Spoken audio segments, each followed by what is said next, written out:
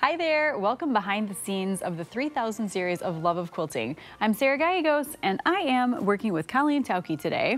Yes, we're going to be talking about putting a hanging sleeve on your quilt. And why is it important to put a hanging sleeve on a quilt?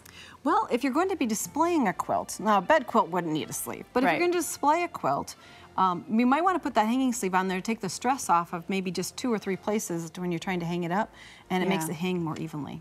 It's a nice technique, and it's very simple and quick and easy to do, so you can add a hanging sleeve to any of your projects, and it doesn't take a lot of extra work. Great.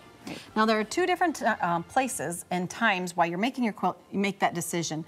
You can put a hanging sleeve on after the quilt is done, but if you work at it and know ahead of time, like this one I was going to put on a door, and I wanted to put a hanging sleeve on it while I was making it, thinking, okay, when I get to that point, before I put my binding on, I'm going to put the sleeve on ahead.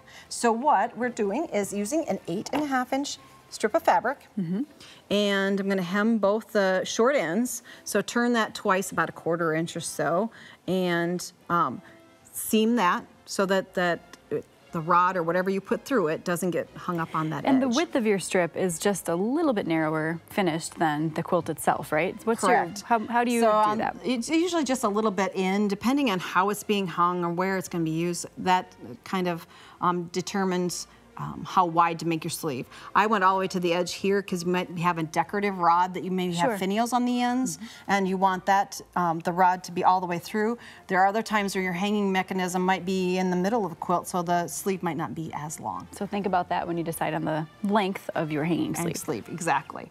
So once you have the 2 ends of this finished off, then on this one, since we're going to put it in while we're finishing the quilt, all we need to do is fold it in half.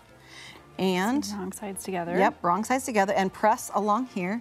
And then this is slid in, and mine's already on there, but I just literally matched it up with the edge of my quilt and basted it in place before I put my binding on. So it's now become part of my quilt. Sure.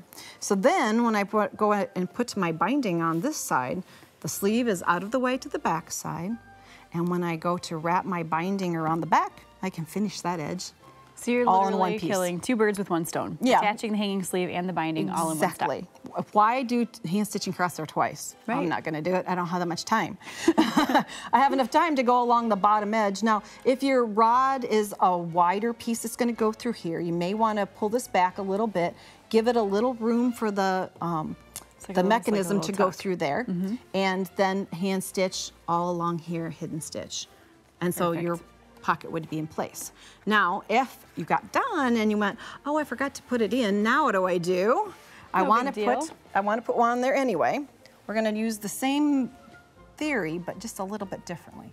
You're going to finish both ends, but this time you're going to put right sides together, and you're going to seam along the cut edge here, about 1/4 inch seam all the way along, and then you're going to turn the entire thing inside out, like a tube. Make a big tube. Yep. So you have it turned, and see I pressed the seam allowance open there so it'd lay flat. Nice. And then we can just lay it along the edge of our quilt. And again, this is where you're going to have to do your hand stitching, but because you didn't make the decision earlier, it's just to hand stitch it all along here and along the bottom. Now the other thing is you might want to hand stitch is inside the tube, is the ends here, so that when you go to put the pocket or the hanging mechanism through there, you don't end up against your quilt. Against the quilt, it goes right through the tube. That's a great idea. Because it might be a metal rod, it could rub something against your quilt, and that way it'll protect your quilt. And you want to stitch those down also if you're applying it as you're making your quilt, so that you know where to put the mechanism. Right. You're done. Well, so, great. Hanging quilts on walls is fun for a great art installation too. Absolutely. So hanging sleeve, 2 easy ways.